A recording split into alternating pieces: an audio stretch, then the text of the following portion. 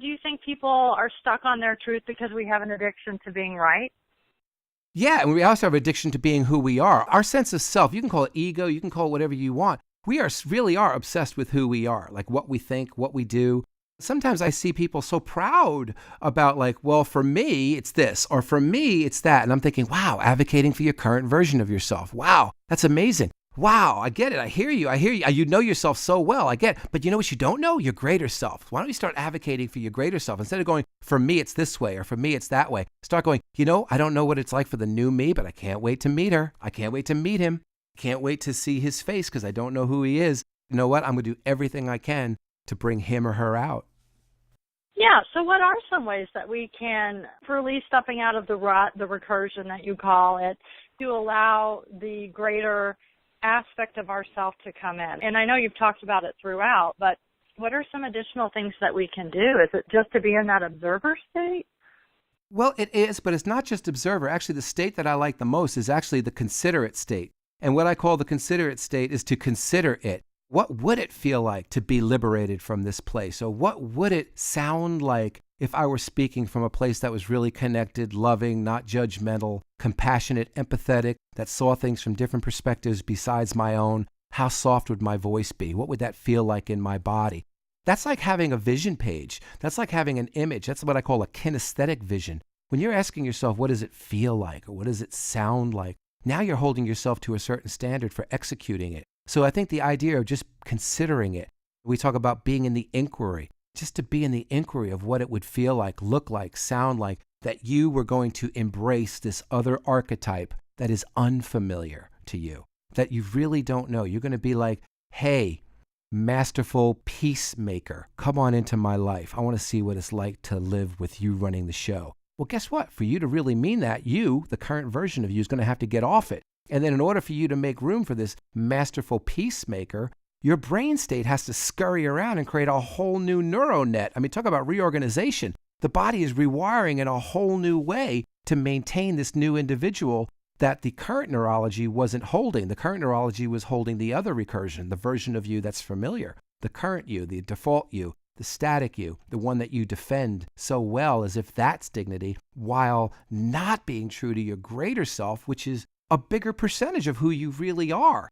More of who we are is not who we're expressing. It's the versions of us that we haven't expressed. So if we're going to start being true to our greaterness, we have to start being true to the mysteries, true to the unfoldment or the unfolding of these mysteries or these new versions of ourselves. So to be in the consideration of what would it look like if I were to get off it? What would that feel like? Those are really important questions because without that consideration, these things don't happen. They're just philosophical constructs. And I would feel completely horrible about myself if I thought I'm speaking with Rebecca, talking for an hour, and she has listeners, and all I'm offering are philosophical constructs. That really bores me to tears, and it makes my life take on less meaning for me.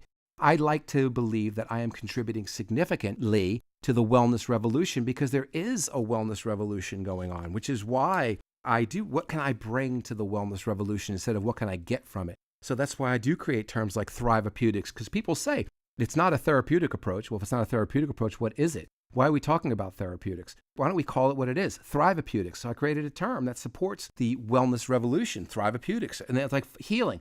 Healing is another one of those things. You say, wow, I'm hurting. I want to go back to a time when I wasn't hurting, which is understandable. It's normal. But the reality is that train has left the station. You can't go back. So real healing is going to be you meeting your newer self. That's why I call it forward healing. You've got to meet your newer self head on. Wayne Gretzky's statement, I go to where the puck is going, not to where the puck has been. And I guess that's a Scimecanism that I live by. I don't minimize that. I think that forward healing is really important. Succession's another important concept, to be successive, to schedule your success and have these success sessions where you're learning better every day how to be an advocate for your greaterness, where instead of just being an advocate for your currentness, where when you're an advocate for your currentness, you're finding new ways to get the same result because your brain state's only going to bring you the same result. But when you start becoming more than what you normally express, when you start becoming, say, you're the entrepreneur, creative force, that you know how to find out what's going on in the marketplace, and you're able to answer the calls as an entrepreneur and meet the needs and the demands in serving your customers, and you're going to do it in a brand new way. Guess what?